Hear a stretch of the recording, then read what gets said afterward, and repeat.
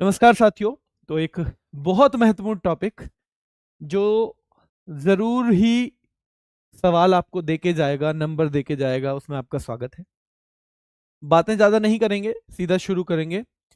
एक एक वर्ड ध्यान से सुनना है और जितना बताया जाए केवल उतना पढ़ना है।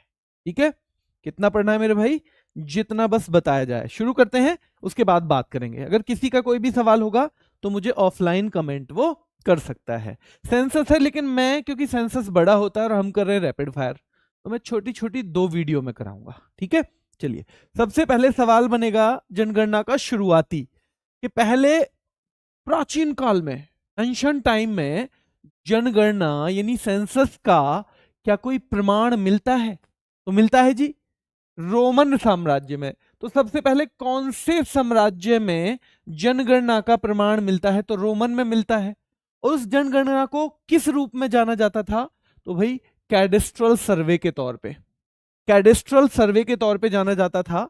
और रोमन साम्राज्य में भाई प्राचीन काल में भी जनगणना का मिलता है सर्वे। ठीक है? प्रमाण मिलता है। क्या मुगल काल में भी मिलता है? हाँ जी, मुगल काल में भी मिलता है। कौन से साहित्य में? साहित्य से ही तो पता चलता है हमें कि मुगल काल में क्या क्या होता था। तो ध्यान रखना है, अबुल फजल ने जो आईने अकबरी लिखी है उसमें प्रमाण मिलता है जनगणना का। तो सीधा पूछेगा प्राचीन काल में तो रोमन साम्राज्य में कैथेड्रल, बच्चों है ना, कैडेस्ट्रल सर्वे, कैडेस्ट्रल सर्वे अगर रोमन साम्राज्य की बात करेंगे। मुगल काल की बात करेंगे तो भाई किसमें? अबुल फजल द्वारा लिखित आईने अकबरी में मिलता है मेरे भाई। ठीक है? चलिए, तीसरी चीज क्या पूछेगा आपसे? तो तीसरी चीज जब आपसे पूछेगा कि आधुनिक पद्धति से, यह सवाल बहुत आता है, आधुनिक पद्धति से सबसे पहले जनगणना कहां पे हुई? तो स्वीडन में हुई है मेरे भाई। कहां पे हुई है? स्वीडन में हुई है। ध्यान रखना है, 1749। एक आइडिया सा रखो आप, कितना कब हुई। और बच्चों, 10 की है जनगणना सबसे पहले अमेरिका में, यानी डिकेडल। डिकेडल का मतलब होता है जैसे हम करते हैं 10 साल में, कि हर 10 साल में करना ही करना है। तो इस तरह से जो जनगणना शुरू हुई तो वो अमेरिका ने की 1790 में। ठीक है? तो प्राचीन काल रोमन साम्राज्य, फिर आईने अकबरी अबुल फजल की मुगल काल, फिर आ गई बच्चों आधुनिक समय में सबसे पहले स्वीडन में 1749 में, फिर 1790 में अमेरिका द्वारा पहली दशकीय जनगणना। यहां तक आ गए हम। ठीक है? दशकीय जनगणना तक हम मेरे भाई आ गए हैं। अब आगे देख लेते हैं। ठीक है? आगे देखते हैं कि भारत में जनगणना का इतिहास अगर बात करें तो सबसे पहले इलाहाबाद और बनारस में जनगणना हुई 1824 और 1827 से लेके 28 के बीच। इलाहाबाद और कहां कहां पे हुई सबसे पहले? इलाहाबाद और बनारस में मेरे भाई। तो इसमें भी सबसे पहले कहां? इलाहाबाद में। इस टाइम पे जेम्स प्रिंसप के टाइम पे। क्यों? क्योंकि हम इंग्लैंड के उस टाइम पे कौन थे? गुलाम थे एक तरह से। और इंग्लैंड में शुरू हो गई थी 1800 में। 1800 में कब? 1800 ईस्वी में इंग्लैंड में शुरू हुई। तो उन्होंने कहा भाई हमने तो शुरू कर दिए, क्यों ना अपने जो हमारे देश के अंदर में कहा एक देश है उसमें भी करवा लिया जाए भाई। ठीक है? उसमें भी करवा लिया जाए। ठीक है? चलिए, तो जेम्स प्रिंसप द्वारा इलाहाबाद और बच्चों बनारस में सबसे पहले हुई है जनगणना भारत में अगर बात करें, लेकिन वो पूरी नहीं हो पाई। और फिर पूरी हुई कहां बच्चों? 1930 नहीं, 1830। 1830 में ढाका में। और क्योंकि ढाका उस टाइम पे भारत में था। ठीक है? तत्कालीन भारत, ढाका में हुई थी पहली जनगणना भारत में, क्योंकि उस टाइम पे जो ढाका है भारत का हिस्सा था। 1830 में हेनरी वाल्टर के टाइम पे मेरे भाई। किसके टाइम पे? हेनरी वाल्टर के टाइम पे। पहली अनियमित जनगणना भारत में 1872 में हुई। ठीक है? 1872 में अनियमित का मतलब कि ऐसे ही बस करा ली, ये नहीं डिसीजन लिया कि कितने कितने दिनों में करेंगे। तो 1872 में अब इसका जन्म हुआ एक तरह से हमारे यहां जनगणना का, अनियमित जनगणना का जन्म हुआ। और भाई जन्म होता है मैया के पेट से। तो यहां पे कौन है? मियो, मेयो। यहां पे कौन है उस टाइम पे? भाई कौन है वहां पे उस टाइम पे? गवर्नर कह सकते हो, गवर्नर जनरल जो भी है वो है मेयो। ठीक है? तो क्योंकि ये जनगणना की एक तरह से मैया है 1872 में। और पहली बच्चों नियमित यानी रेगुलर वो 1881 में। ठीक है? 1881। आपको डेट याद नहीं करनी है, डेट नहीं पूछेगा आपसे, 1872 पूछेगा, 1881 पूछेगा। ठीक है, चलिए 1881 में उस वक्त जनगणना आयुक्त कौन थे? तो W.C. प्लोडेन इनका नाम पूछा जाता है कि भारत में नियमित जनगणना जो है शुरू हुई उस टाइम पे W.C. प्लोडेन, और रिपन नाम के यहाँ पे कौन थे? रिपन नाम के, बच्चों ध्यान रखना है, उस टाइम पे गवर्नर जनरल हो जाएंगे। ठीक है, तो ध्यान रखना है यहाँ पे, ये भारत में पहली अनियमित जनगणना 1872 मेयो के कार्यकाल में, पहली नियमित 1881 रिपन के कार्यकाल में, जनगणना आयुक्त W.C. प्लोडेन थे उस टाइम पे। स्वतंत्र भारत की कब हुई होगी पहली? 1951 में। क्यों हुई होगी 1951 में? क्योंकि 47 में हमने क्या किया बच्चों? 47 में ध्यान रखना है, 47 का ध्यान रखना है। तो 47 में हमने क्या किया? जल्दी कमेंट करके बताओ। 47 में देश आजाद हुआ, उसके बाद 51 में हुई है ना, क्योंकि उससे पहले 41 में हुई होगी। जनगणना आयुक्त उस टाइम पे कौन थे? M.W.M. येट्स और R.A. गोपालास्वामी। M.W.M. येट्स और R.A. गोपालास्वामी उस टाइम पे जनगणना आयुक्त थे मेरे भाई। 2011 की जनगणना कौन सी है? 15वीं, सीधे सीधे पूछा जाता है। ठीक है, और स्वतंत्र भारत की 7वीं, वहां आपको रटना ना पड़े, मतलब वहां पे चेक ना करना पड़े, इसलिए ये ध्यान रखना है।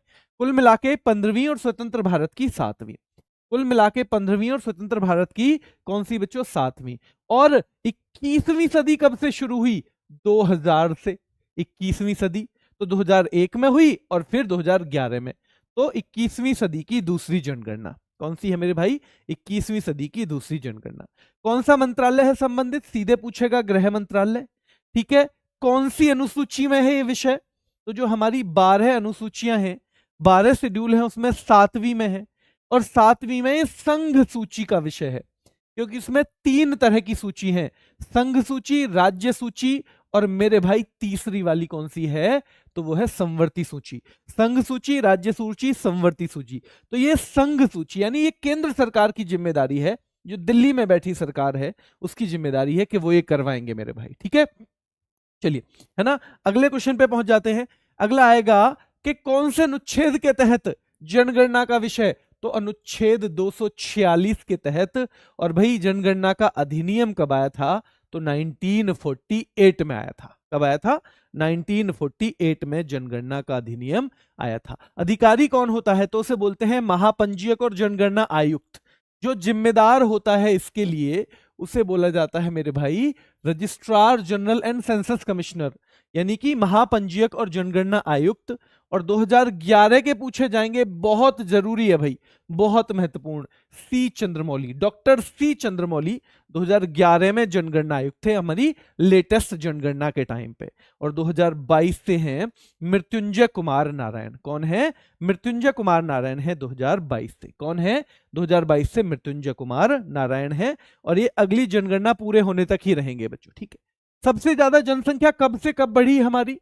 1961 से 71 के बीच 24.8% बढ़ गई।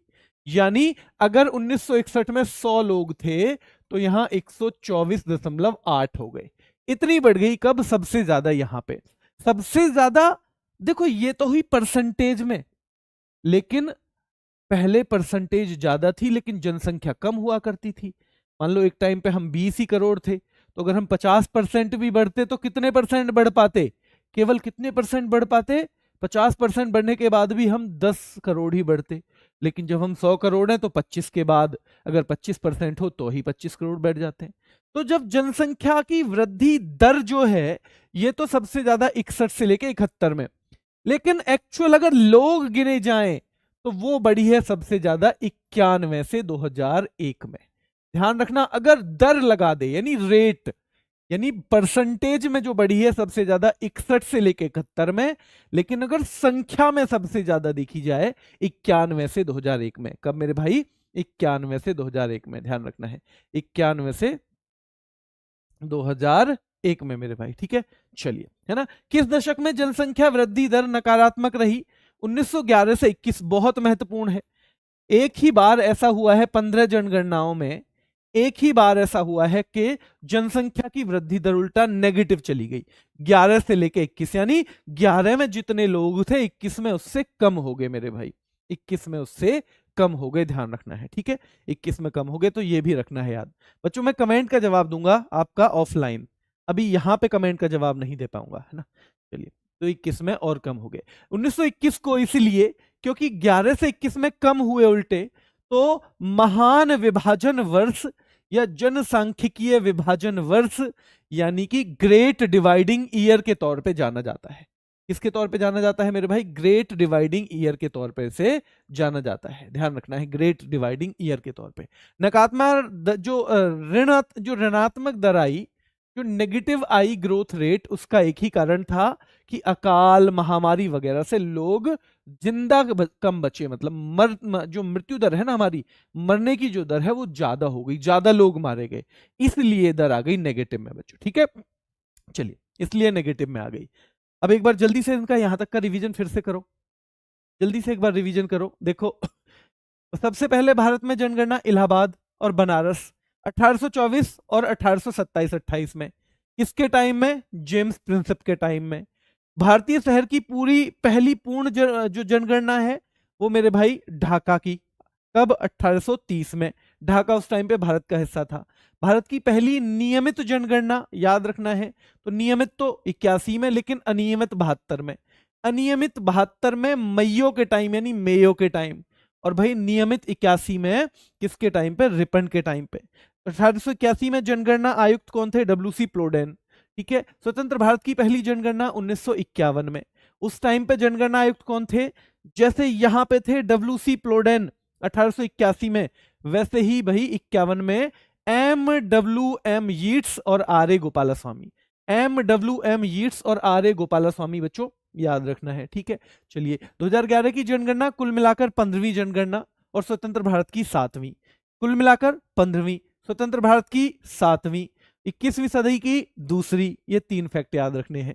कौन सा मंत्रालय? गृह मंत्रालय। कौन सी अनुसूची? 7वीं अनुसूची। कौन से विषय में आता है? संघ सूची के विषय में, संघ सूची के विषय में आता है। कौन सा अनुच्छेद जनगणना से संबंधित है? 246 है। बच्चों कब आया जनगणना अधिनियम? 1948 में आया। इसका शीर्ष अधिकारी महापंजीयक और जनगणना आयुक्त होता है। 2011 में कौन थे census commissioner? Doctor C Chandramouli. कौन थे? Doctor C Chandramouli. कौन थे? डॉक्टर सी चंद्रमौली थे मेरे भाई, ठीक है। चलिए, 2022 यानी वर्तमान में मृत्युंजय कुमार नारायण, मृत्युंजय कुमार नारायण। सबसे ज्यादा जनसंख्या वृद्धि की दर देखी जाए तो 61 से 71, लेकिन लोगों की संख्या के हिसाब से सबसे ज्यादा कब बढ़ी? 91 से 2001 में, लगभग 18.23 करोड़, ठीक है। किसी दशक में क्या नेगेटिव भी रही? बिल्कुल, 1911 से लेके 21, 1911 से लेके 21 ग्रेट डिवाइडिंग ईयर के तौर पे से जाना जाता है, ठीक है। ग्रेट डिवाइडिंग ईयर के तौर पे जाना जाता है। जल्दी से देखो 2011 के कुछ आंकड़े। प्रशासनिक ढांचा देखो, जनगणना के अनुसार है ये, जनगणना के उस टाइम पे अगर जिले पूछोगे 640, अब बढ़ घट सकते हैं, अभी बढ़ घट सकते हैं मेरे भाई, ठीक है, ध्यान रखना है, अभी बढ़ घट सकते हैं, लेकिन उस टाइम के कितने हैं भाई? ये हैं 640। राज्य और यूटी तब 35 थे, अभी 36 हो गए, तब 35 और अब कितने हैं? 36। उप जिले उस टाइम पे 5924 थे, नगर 7933 थे, वैधानिक नगर 4041 थे, और जो जनगणना के लिए बनाए गए वो ध्यान रखना है 3892, यानी जनगणना के लिए 3892 जगह इन नगरों को बांटा गया। बहुत ज्यादा इनमें से सवाल बनने की चांस नहीं है इस टाइम पे। जनसंख्या राज्य पूछ सकता है, जिले पूछ सकता है, ठीक है।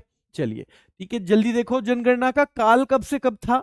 तो 2011 से 9 फरवरी 11 से 28 फरवरी 2011। मुश्किल पूछेगा लेकिन पूछ सकता है कि ये कब के हिसाब से है जनगणना? तो 1 मार्च 2011, जब 1 मार्च शुरू हुआ, यानी रात में 12 बजे जो है तब से है ये, रात में 12 बजे के हिसाब से है मेरे भाई, ठीक है। कब? रात में 12 बजे के हिसाब से, ठीक है। चलिए, 2011 के अनुसार भारत में कितने गांव? तो ध्यान रखना है 6,40,930, 6,40,930। कितनी? ग्रामीण जनसंख्या 68.9, और बच्चों शहरों की 31.1। ग्रामीण 68.9, शहरों की 31.1 बच्चों, ग्रामीण 68.9, शहरों की 31.1 याद रखना है। 2001 में भारत की जनसंख्या तो याद रखना है बच्चों 102.87 करोड़, ठीक है, और 11 में 121.08 करोड़, 121.08, ये याद रखना है। भारत की जनसंख्या की दशकीय वृद्धि दर सीधे सीधे पूछा जाएगा, यानी टोटल 10 साल में कितनी बढ़ी, 17.7।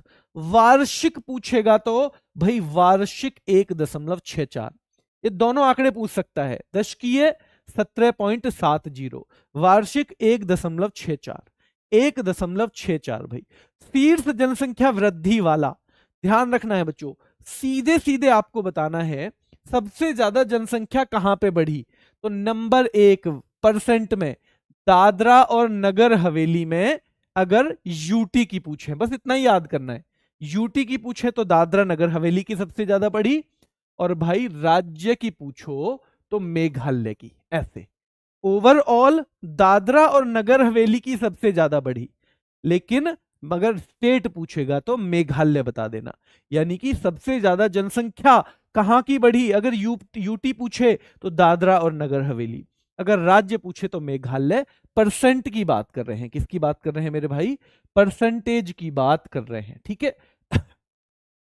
चलिए परसेंटेज की बात, ठीक है। चलिए न्यूनतम दशकीय जनसंख्या वृद्धि दर वाले 5 राज्य केंद्र शासित प्रदेश, न्यूनतम दशकीय जनसंख्या, तो सबसे कम कहां की बढ़ी है, नागालैंड की उल्टा नेगेटिव है, नागालैंड की उल्टा नेगेटिव है, यानी घट गई उल्टा बढ़ने की बजाय।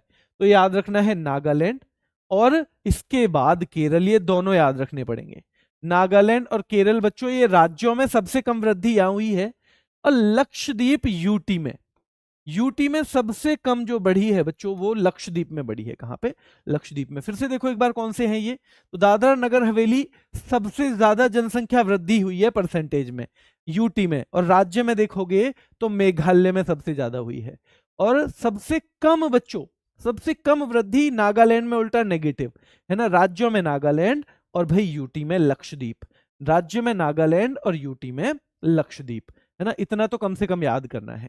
कुल व्यक्ति हैं लगभग 121 करोड़, ये आंकड़ा देख लेना आप, अगर ये भी करना चाहो तो पूरा कर लेना। कुल पुरुष हैं कितने इसमें, ये जरूर होना चाहिए, लगभग 51.47%।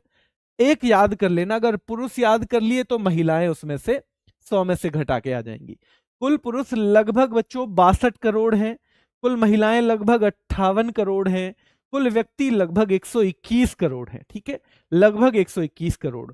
और सीधे सीधे इस पूरी जनसंख्या में 0 से 6 साल के बच्चों का परसेंट है 13.6, 13.6। कुल मिला के ध्यान रखना है, कुल मिला के 121 करोड़ के करीब लोग थे, 51.47 यानी लगभग 62 करोड़ पुरुष हैं, कुल मिला के लगभग बच्चों 58 करोड़ महिलाएं हैं, यानी 48.53, 48.53 ध्यान रखना है मेरे भाई। लेकिन 0 से 6 जो है इस आयु की जनसंख्या है लगभग 13.60%। साक्षरता सीधे सीधे पूछा जाएगा 74% है, पुरुषों की 82.04 है, महिलाओं की 65.46 है। साक्षरता कुल 74 है बच्चों, ध्यान रखना है 74, पुरुषों की 82.04, महिलाओं की 65.46, 82.04, 65.46, 82.04, 65.46, ये साक्षरता दर है। और जन घनत्व बच्चों ध्यान रखना है, जन घनत्व यानी 1 वर्ग किलोमीटर में कितने लोग रहते हैं, कितने लोग रहते हैं मेरे भाई, तो दो रहते हैं कितने, कितने 382। तुलना करोगे 10 साल पहले से यानी 2001 से तो 325 रहते थे, 382 हो गए, 25 से 82 हो गए, 25 से 82 हो गए बच्चों, 25 से 82। चलिए आजादी के बाद अगर कुछ तुलना आ जाती है कभी कभी, जनसंख्या हमारी यानी लगभग 1951 में, आजादी के बाद पहली कब हुई, 1951 में, तब हम 36 करोड़ के करीब लोग थे, अब 121 करोड़ हो गए थे 11 में। साक्षरता तब 18% थी, अब 74.04, जन घनत्व तब 117 था, अब 382, लिंग अनुपात तब भी 946 था, अब 943 है। कितना है, अब 943 है मेरे भाई, ठीक है, अब 943 है। जल्दी से एक बार यहां से देखो, तो अगर हम पूछेंगे किससे कि सबसे ज्यादा जनसंख्या वृद्धि कहां पे हुई है, तो भाई परसेंटेज में दादरा और नगर हवेली में, तो यूटी में, और राज्यों में मेघालय में। सबसे कम वृद्धि कहां हुई है? तो राज्यों में तो नागालैंड में उल्टा वापस यानी कि नेगेटिव हो गई, और लक्षद्वीप में सबसे कम वृद्धि हुई है। यूटी की बात करें तो मेरे भाई, कुल व्यक्ति 121 करोड़, कुल महिलाएं 62 करोड़ 32 लाख के करीब हैं, कुल पुरुष 62 करोड़ 32 लाख के करीब हैं, कुल महिलाएं भाई 58 करोड़ 75 लाख के करीब हैं, यानी कि 51.47% कुल पुरुष, 48.53% कुल महिलाएं हैं। 0 से 6 आयु वर्ग का 13.60% है ना भाई, मैं मैथ के हिसाब से नहीं बोल रहा, 13.60 ही बोल रहा हूँ सीधे, ठीक है। चलिए, साक्षरता 74% हो जाएगी। पुरुषों की देखोगे तो 82.04 हो जाएगी, महिलाओं की देखोगे तो 65.46 हो जाएगी, जनघनत्व देखोगे तो 382 हो जाएगा। लिंगानुपात के बारे में बात करें, लिंगानुपात बच्चों यानी 100 पुरुषों पर कितनी महिलाएं हैं, 100 पुरुषों की तुलना में, अगर हजार पुरुषों की तुलना में, यानी कि 1000 अगर पुरुष हैं तो 943 महिलाएं हैं, 1000 अगर पुरुष हैं तो 943 महिलाएं हैं, 1000 अगर पुरुष हैं तो 943 क्या हैं? महिलाएं हैं, जो कि पहले 10 साल पहले 933 थी, एक वाली में 933 थी। तो ये ध्यान रखना है भाई, 1000 पुरुषों पे कितनी महिलाएं हैं? 943 महिलाएं हैं। सबसे ज्यादा आपसे पूछा जाएगा केरल में, बताओगे। सबसे कम पूछा जाएगा हरियाणा में।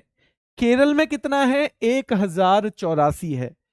हरियाणा में कितना है? 879 है मेरे भाई। न्यूनतम लिंगानुपात की बात कर रहे हैं हम। सबसे ज्यादा केरल में, सबसे कम किसमें मेरे भाई? हरियाणा में। अब यूटी में भी देख लो, सबसे ज्यादा पुडुचेरी में, 1000 से ऊपर बस एक ही है, यहां भी 1000 से ऊपर, यहां भी केरल ही है, यहां भी 1000 से ऊपर केरल ही है, और यूटी में भी 1000 से ऊपर बस पुडुचेरी है। और मेरे भाई यहां पर दमन और दीव यानी लड़कियों का इतना दमन कर दिया, इतना दमन कर दिया लड़कियों का, देखो कितनी बुरी हालत है। 1000 की तुलना में केवल 618 लड़कियां, इतना दमन लड़कियों का, इतना दमन। तो हमने दोनों में देख लिया, हमने दोनों में क्या क्या देखा कि सबसे ज्यादा सेक्स रेशो कहां पर है? सबसे ज्यादा केरल में है, ठीक है। एक एक राज्य याद करेंगे। सबसे कम हरियाणा में है, सबसे ज्यादा भाई जो यूटी में अगर बात करें तो पुडुचेरी में है, और सबसे कम किस में है? दमन हो गया लड़कियों का, इतना सारा दमन हो गया, इतना सारा दमन हो गया मेरे भाई, ठीक है। चलिए, मैं कमेंट लूंगा केवल ऑफलाइन, मैंने बताया था।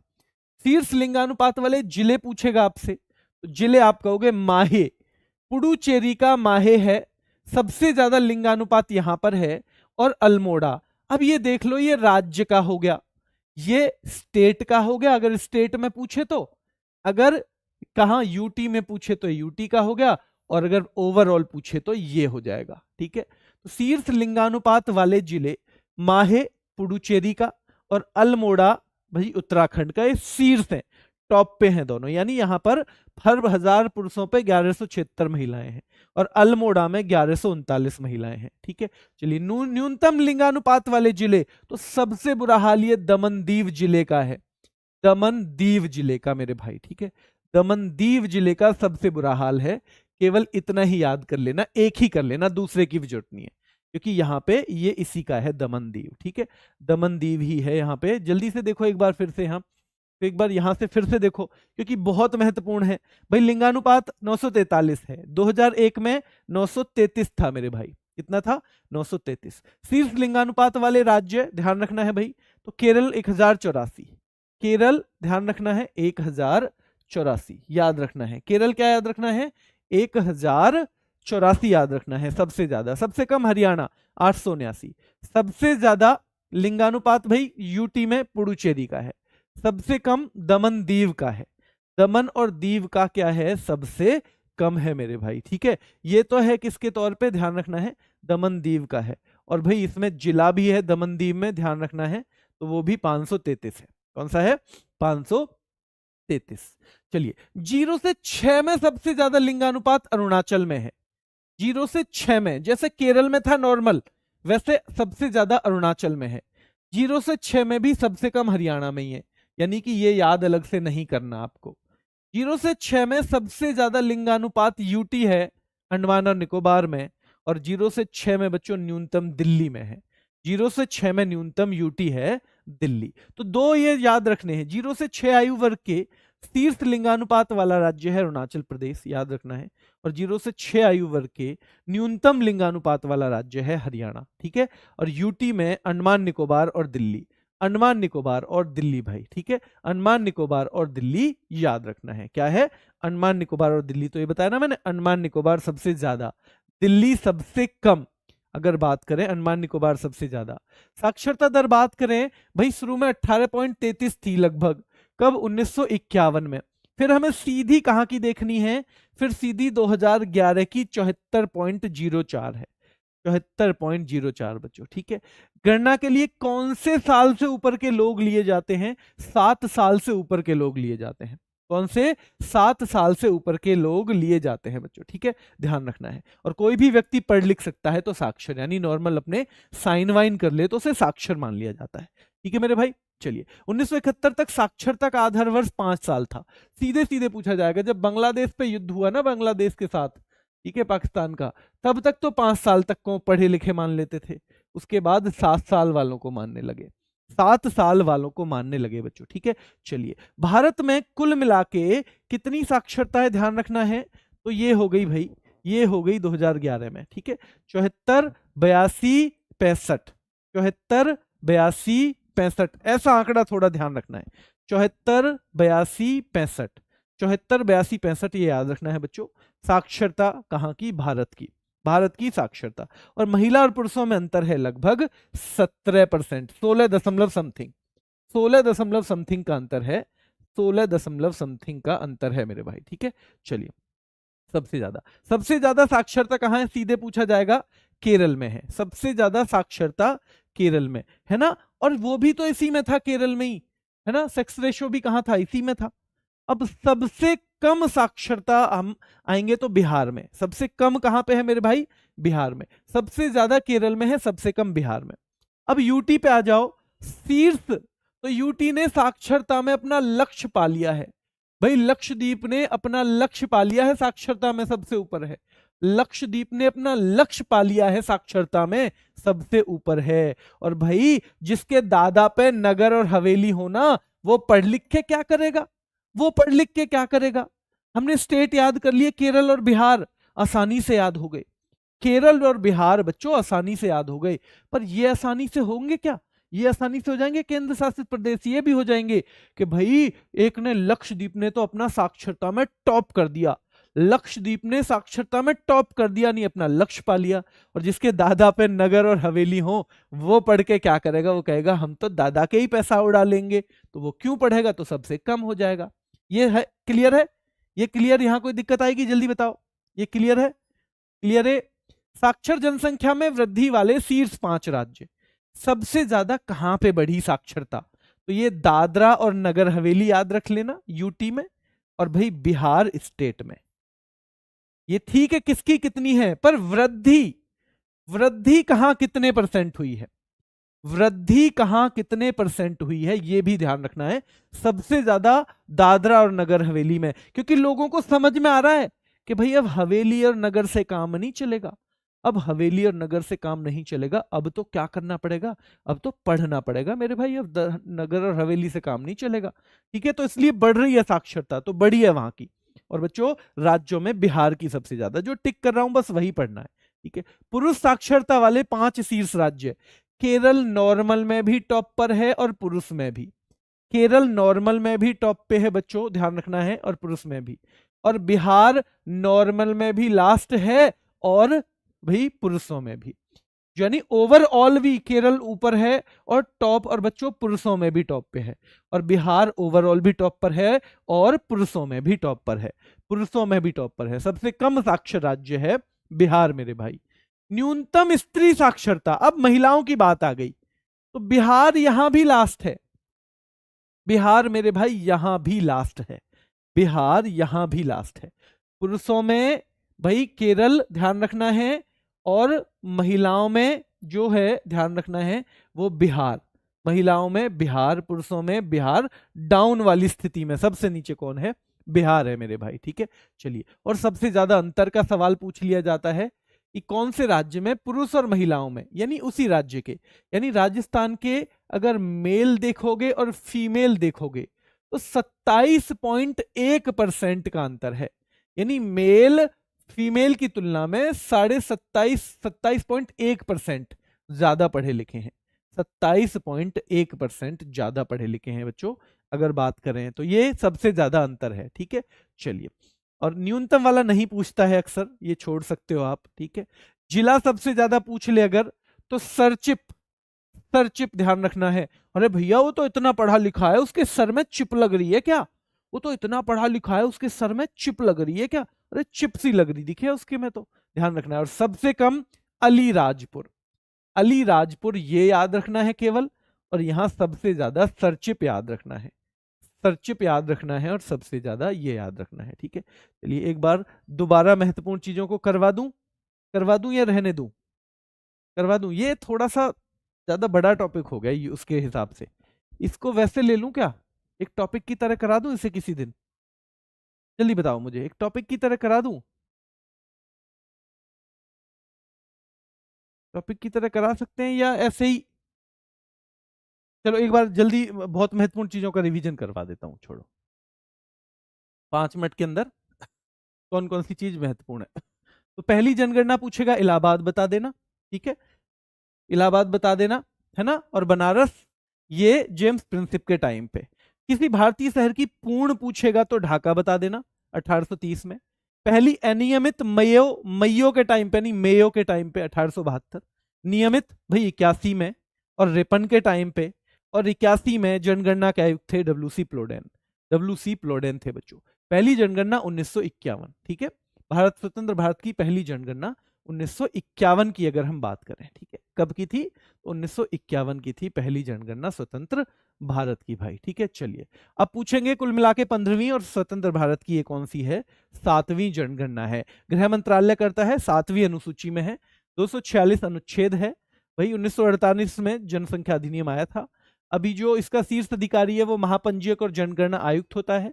2011 में डॉक्टर सी चंद्रमौली थे। कौन? सी चंद्रमौली। सबसे ज्यादा जनगणना वृद्धि हुई अगर रेट देखेंगे तो 61 से 71 में, और सबसे कम रही थी 11 से लेके 21 में, उल्टा माइनस में आ गई थी। लेकिन जनसंख्या एक्चुअली कब बढ़ी सबसे ज्यादा? 91 से लेके 2001 में। अगर व्यक्तियों की संख्या देखें तो सबसे ज्यादा तब बढ़ी है। ठीक है, चलिए। जो भाई ग्रेट डिवाइडिंग ईयर कहा जाता है 1921 को, क्योंकि 11 से 21 वाली जो है 21 में ही हुई थी जनगणना, और यहाँ पे उल्टा माइनस में आ गए थे। किसमें? माइनस में आ गए थे। कितना? 0.31% आ गए थे, 0.31%। कुल जिले उस टाइम पे 640 थे भाई, और जनगणना नगर 3892, 3892। काल इसका 9 फरवरी 11 से 28 फरवरी भाई, 9 फरवरी 2001 से। ठीक है, तो ये 1 से चलेगा। ठीक है, 1 से लेके ये रहेगा भाई 28 फरवरी 2011 तक। ठीक है, जनसंख्या जनगणना 2011 का जो काल है, इससे लेके कब तक था? ये था। ठीक है, चलिए। जनगणना की स्थिति 1 मार्च 2011 को, यानी 1 मार्च 2011 को ये मान लिया गया कि अब ये है, इस टाइम की जनसंख्या है, ये इस टाइम की जनसंख्या है। कुल 6,41,000 के करीब गांव हैं अगर देखा जाए तो। अगर देखा जाए गांव में 68.9% लोग रह रहे हैं, 68.9% लोग गांव में रह रहे हैं, 31.1% बच्चों शहरों में रह रहे थे। ठीक है, चलिए। जनसंख्या कुल मिला के कितनी है? कुल मिला के तो 121.08 करोड़ बच्चों। 10 की वृद्धि दर 17.7, बहुत महत्वपूर्ण। और जो वार्षिक है वो 1.64, 1.64। सबसे ज्यादा जनसंख्या परसेंटेज बढ़ी दादरा और नगर हवेली में। ठीक है, और सबसे कम बढ़ी, सबसे ज्यादा राज्यों में बढ़ी मेघालय की, सबसे ज्यादा राज्यों में मेघालय की। सबसे कम वृद्धि हुई नागालैंड में, उल्टा माइनस में आ गए। और भाई लक्षद्वीप जो है यूटी में लक्षद्वीप। ठीक है, महत्वपूर्ण आंकड़े ध्यान रखना, 121 करोड़ और लगभग 8 लाख लोग हैं, जिनमें से 51.47% जो है पुरुष हैं, 48.53% महिलाएं हैं। 0 से 6 आयु वर्ष की जनसंख्या 13.6% है। साक्षरता 74% के आसपास है। पुरुष साक्षरता 82.04, वैसे आपसे 74, 82, 65 लगभग ऐसे ही पूछेगा। ठीक है, चलिए। जनघनत्व 382 है, यानी 1 वर्ग किलोमीटर में इतने लोग रहते हैं। और भाई 325 था इससे पहले। ठीक है, आजादी के बाद जनगणनाओं की ये स्थिति है, ये आपसे पूछ सकता है, तो आप थोड़ा सा इस पे नजर मार लेना। लिंगानुपात भाई 943 है, उससे पहले 933 था। ठीक है, सबसे ज्यादा लिंगानुपात केरल में है, सबसे कम लिंगानुपात हरियाणा में है, हम राज्यों की बात कर रहे हैं। फिर यहाँ पे बच्चों सबसे ज्यादा लिंगानुपात पुडुचेरी में है और सबसे कम दमनदीव में है ना, पुडुचेरी दमनदीव अगर यूटी की बात करें, यूटी की। शीर्ष लिंगानुपात वाला जिला है माहे, कहाँ का, पुडुचेरी का। और अल्मोड़ा अगर स्टेट का पूछ ले तो वो है अल्मोड़ा। ठीक है, अगर ओवरऑल पूछे तो माहे हो जाएगा। न्यूनतम लिंगानुपात है दमनदीव में। ठीक है, दमनदीव में ध्यान रखना है, दमनदीव में न्यूनतम है मेरे भाई। 0 से 6 आयु वर्ग के शीर्ष लिंगानुपात वाले केंद्र शासित प्रदेश अंडमान निकोबार में 0 से 6 में सबसे ज्यादा है और दिल्ली में सबसे कम है मेरे भाई। साक्षरता दर अब हमारी कितनी है, तो 74.04% के करीब है। 74.04 कितने वर्ष से ऊपर, 7 वर्ष से ऊपर। पहले 5 वर्ष से ऊपर लेते थे। कब की बात है, जब ये बदल दिया गया, 1971 में बदल दिया गया बच्चों। नॉर्मली जो पढ़ लिख सके, अपने साइन वाइन कर सके, उस आदमी को ध्यान रखना है, मान लिया जाता है कि वो पढ़ा लिखा है। अगर पूछ लिया जाए तो 74% के करीब क्या है मेरे भाई, तो 74% के करीब ये है साक्षरता है भारत में, है ना। और टोटल और 82% के करीब पुरुष पढ़े हुए हैं और भाई 65% के करीब महिलाएं पढ़ी हुई हैं। क्या, 65% के करीब महिलाएं पढ़ी हुई हैं, ध्यान रखना है। ठीक है, लगभग 17% अंतर है दोनों में। सबसे ज्यादा पढ़े लिखे केरल वाले हैं, सबसे कम पढ़े लिखे लक्षद्वीप वाले हैं। क्या, नहीं भाई, बिहार वाले हैं, सबसे कम बिहार वाले। राज्यों की बात करें तो राज्यों में केरल और बिहार, केरल और बिहार। और भाई यहाँ केंद्र शासित में सबसे ज्यादा लक्षद्वीप ने अपने लक्ष्य पा लिए, लेकिन दादरा और नगर हवेली वाले कह रहे हैं कि हम क्या करेंगे, हम पे तो दादा की बहुत सारी प्रॉपर्टी है, हम क्या करेंगे। ये दादरा और नगर हवेली वाले कह रहे हैं। ठीक है, चलिए, तो ये हो गया दादरा और नगर हवेली वाला, ये हो गया बच्चों। पुरुष साक्षरता वाले 5 शीर्ष राज्य केरल हो गया, है ना, केरल सबसे ऊपर। और भाई न्यूनतम पुरुष साक्षरता बिहार में, तो वही सेम वाला जो ओवरऑल है वो भी केरल और बिहार, पुरुषों में भी केरल और बिहार। ठीक है ना, पुरुषों में भी केरल और बिहार। स्त्री साक्षरता ध्यान रखना है बच्चों, स्त्री साक्षरता में बिहार न्यूनतम है, बिहार न्यूनतम है बच्चों। सबसे ज्यादा अंतर राजस्थान में है, यानी वहां जो पुरुष पढ़े हुए हैं और महिलाएं पढ़ी हुई हैं उनमें सबसे ज्यादा परसेंट का अंतर है। अगर ध्यान रखो, अगर यूटी पूछ ले तो दादरा और नगर हवेली बता देना, यूटी पूछे तो दादरा नगर हवेली, ओवरऑल पूछे तो राजस्थान, राज्य पूछे तो राजस्थान मेरे भाई। ठीक है, न्यूनतम अंतर पूछा नहीं जाएगा आपसे। लेकिन देश में सबसे ज्यादा साक्षर जिला है सरचिप और सबसे कम है अलीराजपुर, अलीराजपुर सबसे कम है मेरे भाई। ठीक है, अलीराजपुर सबसे कम है। ये थोड़ा बड़ा हो गया ये रैपिड फायर के हिसाब से, इसका सेकंड पार्ट अभी नहीं लाऊंगा, कल या लेके आऊंगा तो बिल्कुल शॉर्ट करके लेके आऊंगा उसे। इसका एक सेकंड पार्ट है, करवा दूं सेकंड पार्ट भी इसी में ही, इसी में करवा दूं सेकंड पार्ट भी रैपिड फायर में ही। बहुत छोटा लेके आऊंगा, लेकिन मतलब बहुत कीवर्ड ही लिखूंगा केवल इस बार। करा देते हैं, चलो पीडीएफ एक साथ दे दूंगा बेटा, इसी से लास्ट में अभी रिवीजन करो, पीडीएफ दोनों का एक साथ दे दूंगा। इसे और काट छाट के देख लेता हूं मैं, और काट छाट के छोटा करके दूंगा पीडीएफ, बिल्कुल ठीक है। अभी के लिए इतना ही, धन्यवाद। आपका कोई भी क्वेश्चन है आप ऑफलाइन में डालो, क्योंकि रैपिड फायर में मैं किसी के भी क्वेश्चन नहीं लेता हूं मेरे भाई, ऑफलाइन में डालो, मैं उसका जवाब दूंगा। अभी के लिए इतना ही।